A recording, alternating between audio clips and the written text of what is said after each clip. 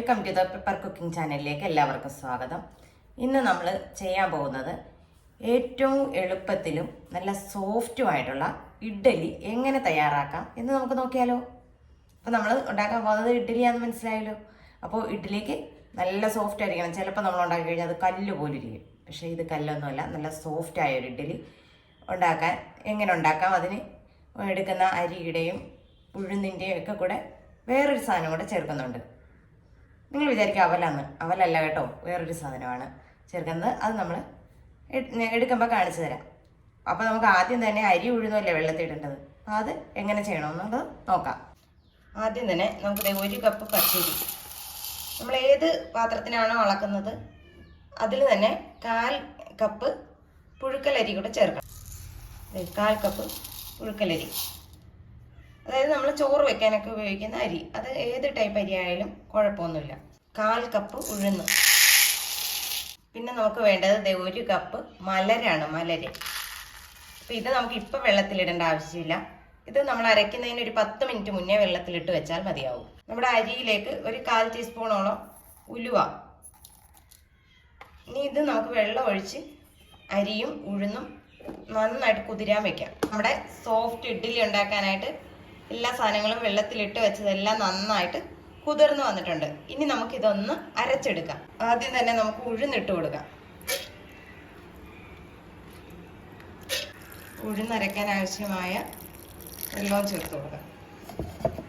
ഒരുപാടൊന്നും വെള്ളം ചേർക്കണ്ട. ആ ഉഴുന്നിന് നികക്കെ നിൽക്കുന്ന വെള്ളം മാത്രം ചേർത്ത് കൊടുക്കുക.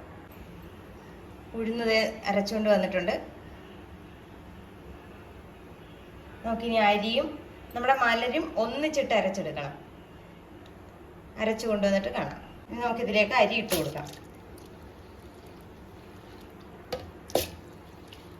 ഇതിലേക്ക് നമ്മുടെ വെള്ളത്തിലിട്ട് വെച്ചിരിക്കുന്ന മലര് അത് ചേർത്ത് കൊടുക്കാം.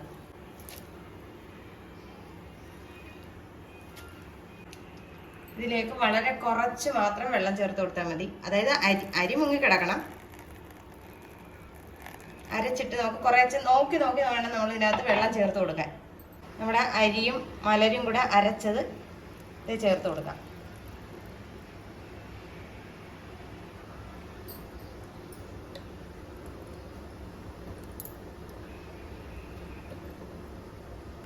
നമ്മൾ ഇഡ്ഡലിയുടെ പരുവത്തിനാണ് അരച്ചിടിക്കുന്നത്. ചെറിയ തരി ഉണ്ടാകണം, എന്നാൽ വലിയ തരിയല്ല, ചെറിയൊരു തരി. നമുക്കിതൊന്നും മിക്സ് ചെയ്ത് കൊടുക്കാം. കണ്ടല്ലോ, ചെറിയ തരി. ഇത്രയും തരി വേണം. ഇതിന് ശേഷം നമുക്ക് കൈ കൊണ്ട് നന്നായിട്ടൊന്ന് മിക്സ് ചെയ്ത് കൊടുക്കാം.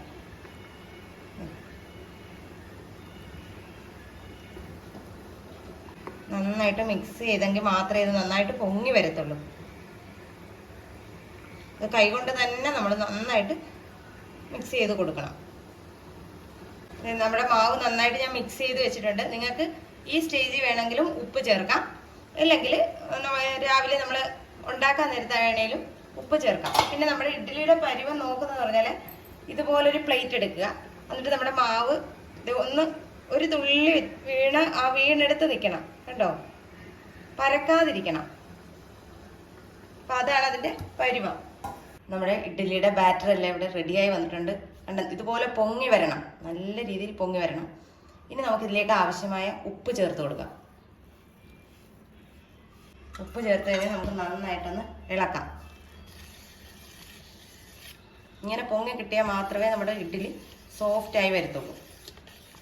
നമ്മളിത് അപ്പച്ചമ്പിനകത്ത് ഇച്ചിരി കൂടുതൽ വെള്ളമുണ്ട്, എടുത്ത് വെച്ചിട്ടുണ്ട്. ഇനി നമുക്ക് ഇഡ്ഡലി തട്ട് എണ്ണ പുരട്ടിയെടുക്കാം. ഇഡ്ഡലി ഉണ്ടാക്കാൻ ഏറ്റവും നല്ലത് നല്ലെണ്ണ തൂത്ത് കൊടുക്കുന്നതാണ്.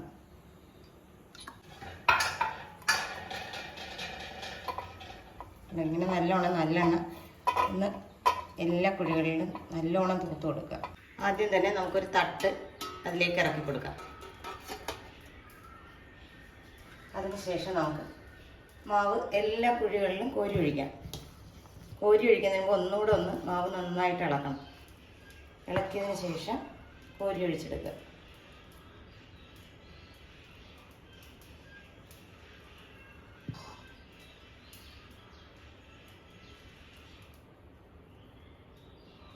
അപ്പോൾ കണ്ടോ, നമ്മൾ ഇഡ്ഡലി എല്ലാം നന്നായിട്ട് കോരി ഒഴിച്ച് കൊടുത്തിട്ടുണ്ട്. ഇനി നമുക്ക് ഇതിൻ്റെ അടപ്പ് വെച്ച് മൂടി വയ്ക്കാം. അപ്പോൾ നമുക്ക് ഇഡ്ഡലി വെന്തോന്ന് നോക്കാം. അതിന് ഇതുപോലൊരു സ്റ്റിക്ക് എടുക്കുക, എന്നിട്ട് അത് ഇതിൻ്റെ നടുക്ക് കുത്തി നോക്കുകയാണ് മതി. കണ്ടോ, അതിൽ ഇതിലൊന്നും പിടിക്കുന്നില്ല. അപ്പോൾ നമ്മുടെ ഇഡ്ഡലി നന്നായിട്ട് വെന്തിട്ടുണ്ട്. ഇനി നമുക്ക് ഇത് എടുത്തു മാറ്റാം. നമ്മുടെ ചെമ്പിൽ നിന്ന് ഇഡ്ഡലി എടുത്ത് ഇങ്ങനെ വെച്ചതിന് ശേഷം നമുക്കിതിലേക്ക് നോർമൽ വാട്ടർ ഒന്ന് അല്പം തളിച്ചു കൊടുക്കണം. ഒരുപാട് കോരി ഒഴിക്കരുത്, കൈവെള്ളം പോലെ ഒന്ന് തളിച്ചു കൊടുത്തേക്കാം. അതിനുശേഷം നമുക്ക് ഒരു സ്വല്പ സമയം കഴിഞ്ഞ ഉടനെ ഇത് ഇഡ്ഡലി തട്ടിൽ നിന്ന് ഇളക്കിയെടുക്കാവുന്നതാണ്. അതിനുശേഷം നമുക്കിത് ഇതുപോലെ സൈഡെല്ലാം വിടുത്തി കൊടുക്കണം. പത്തിയെ വിടുത്തിയതിന് ശേഷം നമുക്കിത് എടുക്കാവുന്നതാണ്. കണ്ടോ, വളരെ സോഫ്റ്റാണ്. നല്ല സോഫ്റ്റ് ഇഡ്ഡലിയാണ്. സോഫ്റ്റ് എന്ന് പറഞ്ഞാൽ വളരെ സോഫ്റ്റാണ്. നിങ്ങൾക്ക് വേണ്ടി ഞാൻ വേണമെങ്കിൽ ഒന്ന് മുറിച്ച് കാണിക്കാം. ഇത് കണ്ടോ, വളരെ പഞ്ഞി പോലെ ഇരിക്കുന്നത്, അത്രയ്ക്കും സോഫ്റ്റാണ്. അപ്പം ഇതുപോലെ നമുക്ക് എല്ലാം അടത്തിയെടുക്കാം. കണ്ടോ, നമ്മുടെ ഇഡ്ഡലി എല്ലാം ഇവിടെ സെറ്റാക്കി വെച്ചിട്ടുണ്ട്. അപ്പോൾ ഇത് നല്ല സോഫ്റ്റാണ്, നല്ല പഞ്ഞി പോലത്തെ ഇഡ്ഡലിയാണ്. കണ്ടല്ലോ, അത് അത്രയ്ക്ക് സോഫ്റ്റാണ്. അപ്പോൾ നമുക്ക് ചൗവരിയും അവലും ചേർത്ത് മാത്രമല്ല മലരി ചേർത്തും നമുക്ക് നല്ല ഒരു സോഫ്റ്റ് ഇഡ്ഡലി ഉണ്ടാക്കിയെടുക്കാൻ പറ്റും. അപ്പോൾ ഇതെല്ലാവരും ഒന്ന് ചെയ്ത് നോക്കുക. വീഡിയോ ഇഷ്ടമായാൽ ലൈക്ക് ചെയ്യാനും ഷെയർ ചെയ്യാനും കമൻറ്റ് ചെയ്യാനും മറന്നു പോകരുത്. നല്ലൊരു വീഡിയോ ആയിട്ട് കാണുന്നവരെ ടാറ്റാ, ബൈ ബൈ.